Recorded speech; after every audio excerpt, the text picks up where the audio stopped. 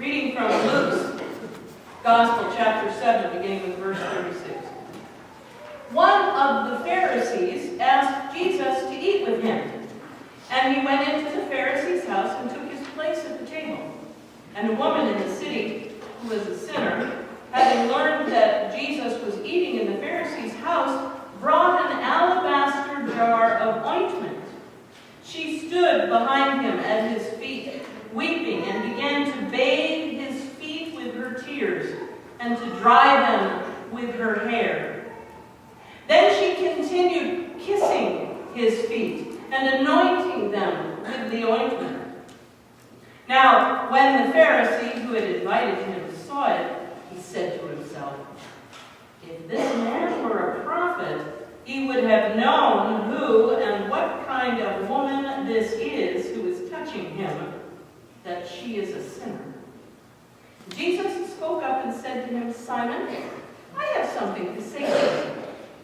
"Teacher," he replied, "speak."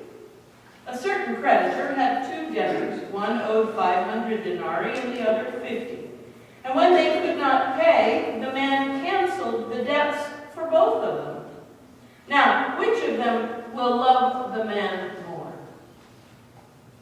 Simon answered, "Well, I suppose the one for whom he canceled the greater debt." And Jesus said to him, "You have judged rightly." Then turning toward the woman, he said to Simon, "Do you see this woman? I entered your house.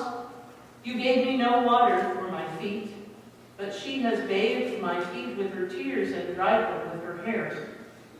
You gave me no kiss, but from the time I came in, she has not stopped kissing my feet. You did not anoint my head with oil, but she has anointed my feet with ointment. Therefore, I tell you, her sins, which are many, have been forgiven. Hence she has shown great love. But the one to whom little is forgiven loves little." Then he said to her, "Your sins are forgiven." But those who were at the table with him began to say among themselves, "Who is this who even forgives sins?" And he said to the woman, "Your faith has saved you. Go in peace." Thus ends the reading of the word. Thank you, Lord.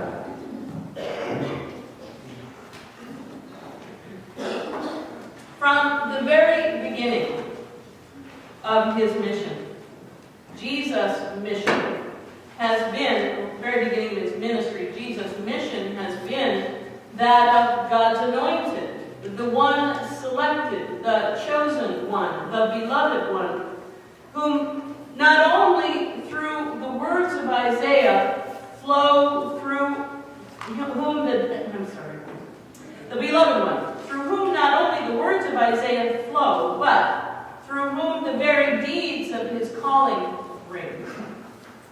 Throughout Luke's gospel, Jesus lives out the fulfillment of those words that he read in the synagogue in Nazareth, and the words that he proclaimed quite likely in all of the synagogues throughout Galilee. "The Spirit of the Lord is upon me, because he has anointed me to bring good news to the poor, and he has sent me to proclaim release to the captives and recovery of sight to the blind, to let the oppressed go free, and to proclaim the year of the Lord's favor." If you are someone who reads the Bible frequently, today's story may seem like deja vu all over again, as similar tales appear in the other 3 Gospels as well, in Matthew, in Mark, and in John.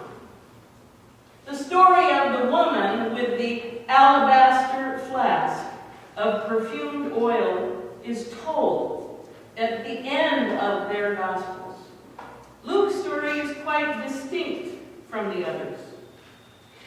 Matthew and Mark and John place this account very near the crucifixion of Jesus. In their versions, this woman is not a sinner, but she is one who has come to anoint Jesus in a pre-crucifixion action In one account, the person who comes to anoint Jesus is Lazarus' sister Mary.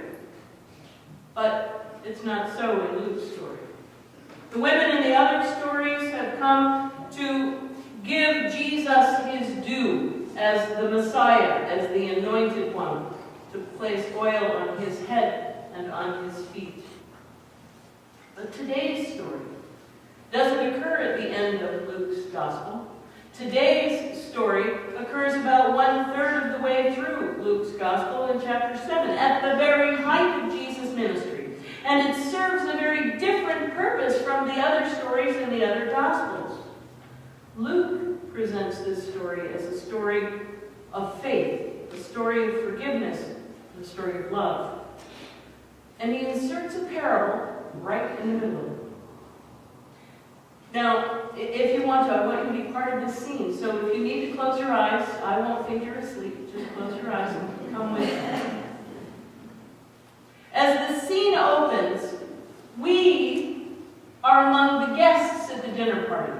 We are in the great room of the Pharisee's home. He's entertaining us and the other guests for dinner. And Jesus is the guest of honor. As we recline with the other guests, not sitting at a chair with our legs underneath the table, but reclining on a sofa, on a pile of pillows, and luxuriating over this fabulous dinner, our attention is suddenly drawn to the discomfiting figure of a woman who has entered the house unbidden. The guests know what she is immediately. There's no guesswork. Her calling card is the same as every other woman of her ilk. It is her hair, unbridled, flowing freely, loosed in public. She didn't have to break into the house. Her entrance required no instruments for picking locks. Houses weren't constructed with doorbells and alarms in those days. She simply entered, an embarrassing specter, I am sure, in the eyes of the flummoxed, disapproving other invited guests who are trying to dine.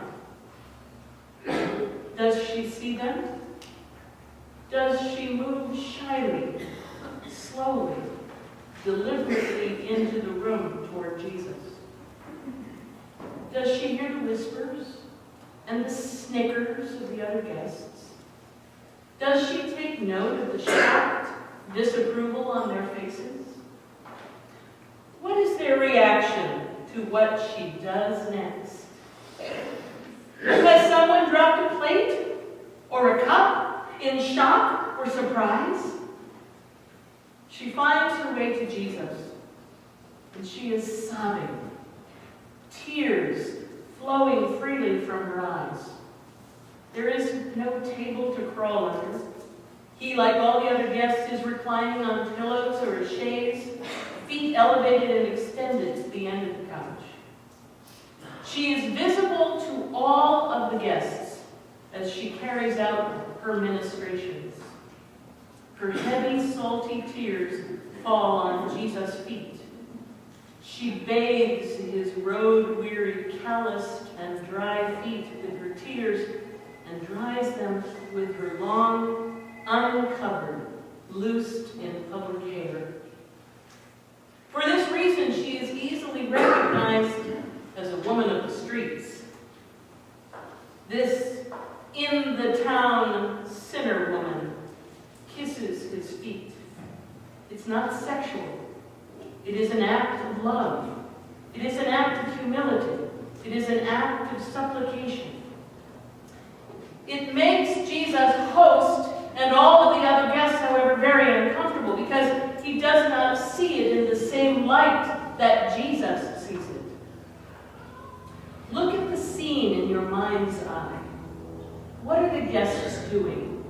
Are they looking at their host, the Pharisee, for some kind of sign that he's going to do something about this? Do they pity the woman, or are they, like the Pharisee, disgusted by the sight as they focus on what the sinner woman is doing? Are they squirming with discomfort? Is Simon the host apoplectic, yet trying to show calm, saying nothing, trying not to alarm his guests by overreacting? Luke tells us what he is thinking. That Jesus is most certainly not a prophet if he lets such a woman come anywhere near him, never mind allows her to do what she is doing. Everyone in the room knows what and who she is. If he were a real holy man, he would know as well. Is he really the upcountry bumpkin, then, that some people have proposed? Is he a fraud? The host doesn't say anything. But Jesus feels the tension in the room and decides to break it with his parabolic story about the two debtors. As he tells the story, please picture the woman now breaking open the alabaster jar of costly unguent and pouring the whole jar over Jesus' feet, rubbing the healing, beautifully fragrant oil over his feet as she continues to kiss them. Jesus invites the squirming guests to try and turn their attention to his words rather than the woman's acts. They are perhaps relieved to have the unbearable tension broken, but their eyes are fixed upon her. The story Jesus tells is simple. A man had two debtors, the two who owed him some money, two people. Let's say the first one owed him $50 and the second owed him $500. The man forgave the debts owed by both of these individuals. Then Jesus says, which one would be more grateful? The one who owed the most, of course. Using money as an example is plain and matter-of-fact and clear. And Jesus has made money, however, a metaphor for sins. Substitute the word sin for denarii. One debtor had a few sins on his account, and the other had many sins on her account. Both of their sins are forgiven. Same questions, which one is more grateful? Which one is more grateful? Well, sin is a matter of perspective, don't you think? Here's a question. Is judgment of another sin? Does the act of judging another disconnect us, in fact, from God? Does the judging of another drive a wedge between us and God? Since, in fact, when we judge, we are playing the role of God. When we become prejudiced against the sinner, when we look down our self-righteous noses at the person whose lifestyle is not a carbon copy of our own, is that not sin? There was no welcome in this house for this sinner woman. Jesus points out to us that there was no welcome in this house for him either. The hair-loosed in public sinner woman stands judged and condemned by all in the house. She is consigned to her sin forever and a day. She carries it like a trunk, or should I say, like a cross on her back. Jesus' pronouncement that she is forgiven puts everyone at the dinner table on tenterhooks. Who is he who forgives sin? Might be heard in today's world as, what does he think he is forgiving sin? Who does he think he is forgiving sin? The New English Bible translates the line that says, hence she is forgiven, or hence she shows love, is translated this way. And so I tell you, her great love proves that her many sins have been forgiven. Her great love shows that her many sins have been forgiven. She's not forgiven because she shows great love and hospitality. She shows great love and hospitality and performs this act of love because she has been forgiven.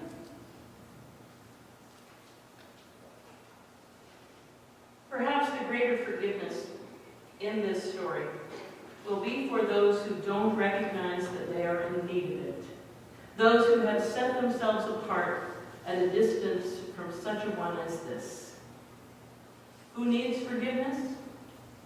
The one who judges needs forgiveness but isn't even aware that he or she needs it. Who do you identify with in this story? The dinner guests, the sinner woman, the Pharisee? I have to tell you, in my lifetime, I have identified with the woman with the alabaster flask. And today, I have become the Pharisee. I have judged unfairly. I have been critical. I have been critical unfairly. I have to validate myself by judging someone else. My own unwillingness to forgive or to be compassionate. I have become the Pharisee. One of the things that we must learn as church, and I want you to get a new metaphor here, change the metaphor of the great room, where all of the people are dining with the Pharisee. All of the people are the dinner guests. Change that symbol, change that picture, and make it the church. The church is the place where anybody who comes through the door must feel welcomed and not judged. We are like those who are in the great room, reclining and comfortable because we call this home. We feel good here. But when someone else comes through that door, who has not been a part of this family of faith and feels looked askance at, or looked down at, or knows looked down at, or we stand in our self-righteousness and go, oh, well, they're not part of the club. We have not known what it means to welcome. What would the picture of this dinner have been if all of the guests had welcomed her? If all of the guests had not in a moment judged her? Oh, what a day it would have been. Oh, what a triumphant moment it would have been. For all of the people in that room would have experienced what it means to feel forgiven.